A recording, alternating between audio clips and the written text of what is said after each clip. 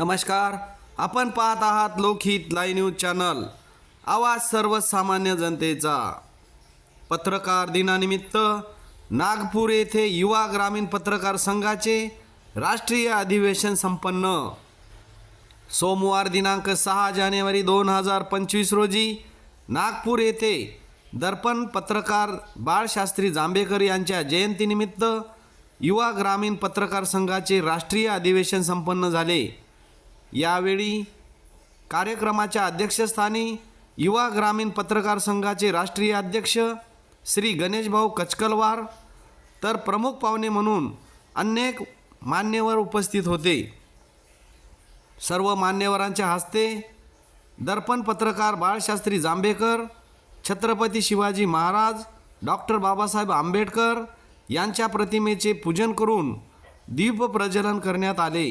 त्यानंतर उपस्थित मान्यवरांचा शाल, श्रीफळ व पुष्पगुच्छ देऊन स्वागत करण्यात आले।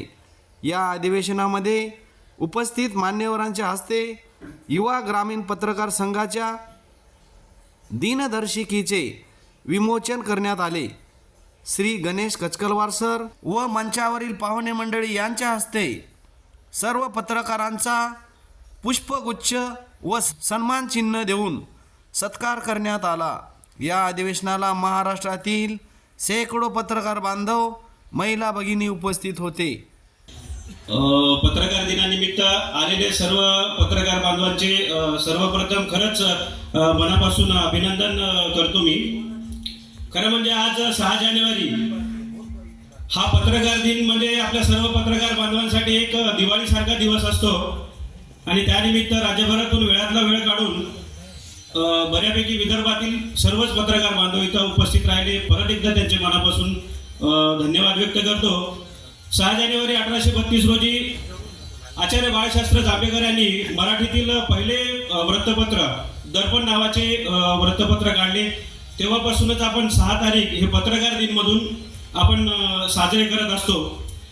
तर तेव्हाच एक पत्रकाराविषयी 2 ओळी म्हणू इच्छितो।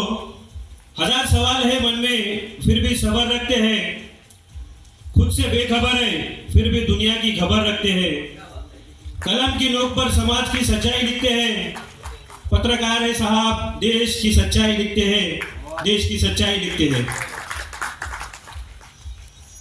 आता संघटनेविषयी जास्त काही सांगत नाही, सर्वांनाच माहित आहे की आज थोडक्यातलं छोट्याशाच खाली आपले वर्धा जिल्हा युवा ग्रामीण पत्रकार संघ यांनी फार सुंदर असं आयोजन केलंय आणि त्यांचे मनापासून मी अभिनंदन व्यक्त करतो। खूप छान असं त्यांनी कमीत कमी छोट्यामध्ये त्यांनी वर्ध्याला असून नागपूर सारख्या ठिकाणी उपराजधानी ठिकाणी कार्यक्रमाचं आयोजन केलं। मनापासून त्यांचं अभिनंदन व्यक्त करतो सर्व टीमचं। थोडक्यात आता संघटनेमध्ये आपल्याला शासनाशी जो लढा करायचा आहे की आता महाराष्ट्रातल्या वेगवेगळ्या ठिकाणाहून आपण आला, कधीतरी एखाद्या तालुक्यात एखाद्या जिल्ह्यात आचार्य बाळशास्त्री जांभेकरांचं स्मारक कोणी बघितलं का? आपण ज्यांना दैवत मानतो 6 जानेवारी हे पत्रकार दिन म्हणून आपण साजरा करतो, परंतु त्या महामानवाचं कुठंच असं स्मारक उभारण्यात आलेलं नाहीये। असेल तरी क्वचित एखाद्या ठिकाणी, परंतु आपल्या संघटनेमार्फत शासनाला आपल्याला जाणीव करून द्यायची की लोकशाहीचा 4था आधारस्तंभ असलेल्या पत्रकारांसाठी त्यांना कुठेतरी ऊर्जा मिळाली पाहिजे। त्यामुळे प्रत्येक तालुका जिल्ह्याच्या ठिकाणी एक भव्य दिव्य असे आचार्य बाळशास्त्री जांभेकर यांचे स्मारक उभारण्यात यावे आणि याविषयी स्वतंत्र म्हणजे शिष्टमंडळांना सोबत घेऊन मी माननीय मुख्यमंत्री देवेंद्र फडणवीस साहेब यांची भेट घेणार आहे आणि नक्कीच ते आपल्याला म्हणजे फार अत्यंत आहे। तो थोडक्यामध्ये हथियार और औजार अपने पास ही रखना जनाब, हम तो वो जमात है जो खंजीर से नहीं कलम से वार करते। कसलाही बाप माणूस असो, पत्रकारांना कोणाच्या घाबरायची गरज नाही। कुठलाही अधिकारी असो, कुठलाही अवैध धंदेवाला असो, कुठलाही लोकप्रतिनिधी असो, मी जाहीर आवाहन करतो आपल्या संघटनेला आज 1 वर्ष झाले, कुणाची काहीही समस्या असो 24 तास मला कधीही फोन करू शकता। कारण संघटना ही फक्त नावानं नाही तर आपल्या कामानं ओळखल्या जात आहे। येत्या 2-3 दिवसात दिल्लीला आपलं कार्यालय होणार आहे, हे आपल्यासाठी एवढी आनंदाची गोष्ट आहे। महाराष्ट्राचं काम करत असताना मी 12 राज्याची प्रदेश कार्यकारिणी केली. संपूर्ण 12 राज्यात आता 1-2 दिवसातच असं दिल्लीचं कार्यालयाचं ओपनिंग झालं की 12 राज्यात पण आपण प्रदेश कमिटी करणार आहे. 2025 संपाच्या आधी काश्मीर ते कन्याकुमारी युवा ग्रामीण पत्रकार संघटनेचे संपूर्ण आपले पदाधिकारी जास्तीत जास्त असावे, जेणेकरून आपला कुठलाही पत्रकार बांधव भगिनी कोणत्याही देशाच्या कोपऱ्यात गेला, सर इथं अशी अडचण आहे म्हणजे ती 2 मिनिटात सॉल्व्ह झाली पाहिजे. देशातच नाही तर याही पलीकडे अजून विचार केला 2026 मध्ये आंतरराष्ट्रीय दर्जाचा, परंतु हळूहळू करू.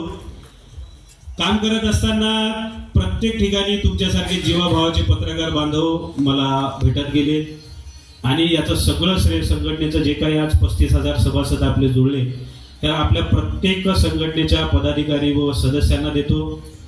खरंच की वेळ प्रसंगी ते कुठल्याही क्षणी का असे ना, एखाद्या वेळेस मी अचानक दौरा जरी काढला, जसं उमरखेडचं एक उदाहरण सांगतो, नांदेडला निघालो तर कुठं आत म्हटलं की लगेच 5 मिनिटात धानकी आणि उमरखेड हजर होतात.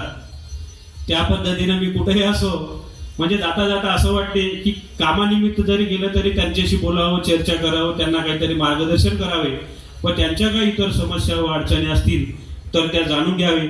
अशा सुंदर प्रकारे आपलं काम चालू आहे आणि सोबत चांगली टीम आहे. जसं आपले लक्ष्मण भाऊ टेकाळे प्रदेश कमिटीत आहे, विनोद भाऊ कनाके आहे, सचिन वैद्य आहे, आर्यन कांबळे आहे, तुषार रेड्डीवार वगैरे आहेत. व इतर प्रत्येक तालुका व जिल्ह्याने आपल्यासोबत चांगली भरभक्कम टीम आहे. त्यामुळे कुठल्याही प्रकारे काही घाबरायची गरज नाही. अलीकडे पत्रकारिता क्षेत्रात पण एवढं स्पर्धा झाली की नको नको त्या आल्या, संघटना बऱ्याच बंद पडल्या, काही चालू आहे, परंतु आपले बरेच जण कॉपी करत आहे असं मला वाटते. पण आपली कुणाशी स्पर्धा नाही, आपलं आपण काम करत राहायचं. आता तसं बोलावं नाही पण बोलावं लागते. हाती चालवत राहतो आणि कुत्रे भुकत राहतात, आपण मागं वळून बघायचं नसते. आणि असंच आपण करत निघालो. माऊर सारख्या छोट्याशा ग्रामीण भागातून आपण युवा ग्रामीण पत्रकार संघटनेची स्थापना केली आणि आज संपूर्ण भारतभर आपण त्याचं जाळं पसरवलं. त्यामुळे आपण काम करत असताना मागं वळून बघालोच नाही. आता काय जास्त वेळ काय आपणास घेत नाही. सगळ्यांना भूक लागली आहे, दूरवरून आले, प्रत्येकाला परत जायचं आहे. सगळ्यांना विनंती आहे आपापल्या तालुक्यात पोहोचल्यानंतर कृपया एक कॉल किंवा मला मेसेज करावे. आणि आजच्या वर्धा टीमने जे काही आयोजन इथं केलं त्याचं मनापासून कौतुक आणि अभिनंदन व्यक्त करतो. काही छोट्या मोठ्या चुका झाल्या असतील त्या ऍडजस्ट करून घ्या.